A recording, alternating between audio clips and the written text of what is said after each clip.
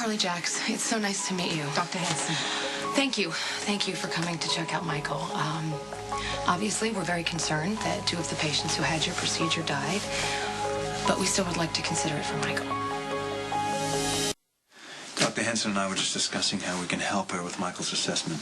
Your husband sent Michael's records along before I left. I was able to study them during the flight. I saw your son as soon as I got in. The other day, I saw his hand move. I mean, it wasn't like he was reaching for me. It was just a twitch, but it's more than we've seen for a whole year. Involuntary muscle movement is not uncommon. All the tests indicate that your son is still in a permanent coma. I have to agree with what his other doctors told you. There's almost no chance that Michael will ever wake on his own. Now, why did his hand move? Why did it move the other day and not 6 months ago? Perhaps Michael's body is responding to the physical therapy he's received.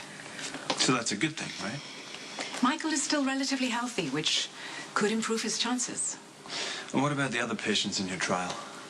8 of 10 patients had various levels of recovery, but in medical science, that's too small a sampling to be conclusive. I am hopeful that as my method develops, that it will save other patients like your son. But right now, today, there are no guarantees. I'm not looking for a guarantee. I'm looking for a chance. Jax and I want to carefully evaluate the risks. 3 years, 5 years, someone else could come up with a safer procedure. Of course, anything is possible, but I'm not sure Michael can wait 3 years. Even 1 more year may be too long. Well, too long for what? You said yourself that he was healthy and strong. Relatively. But in a recent case, a patient came out of his coma after 10 years. There had been so much atrophy that he could barely speak and was incapable of significant movement. Okay, Michael has physical therapy 3 times a day, 7 days a week. It's an excellent regimen. Unfortunately, Michael is still going to deteriorate. Okay, let's back up a few steps here. Let's talk about the 2 patients in your trial that died. The 2 fatalities were not a result of the procedure going wrong. Both patients had pre-existing conditions. Which Michael does not have. Which Michael does not have. So does that minimize the risk for my son? Well, it sounds like it's even more of a risk to wait. Yeah, I know. I just want to hear what she has to say. I can't promise you that this procedure will be successful for Michael. It's a decision that you need to make carefully. I'll leave you to think about it. Thank you. Did I hear her correctly? Michael's getting worse every day. We have to wake him up as soon as possible. But Michael, I don't know what to do. Turns out, little by little, you've been getting worse. If you're gonna wake up, you're gonna have to do it soon.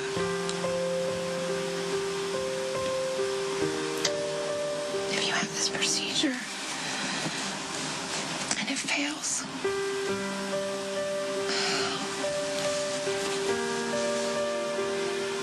Michael, if I'm wrong, I could end up killing you.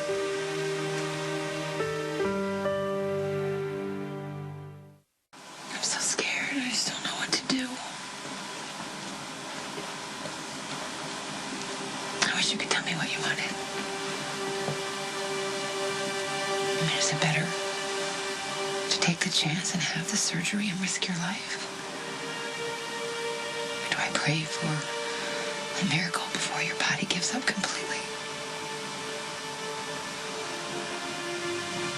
I wish you could let me know. Is it okay to go ahead and have the operation or not?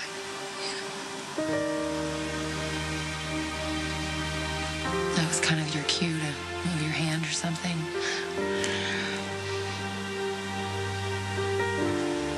It's okay. I'll figure out what to do. You just hold on and you fight, and I will find a way to get you back.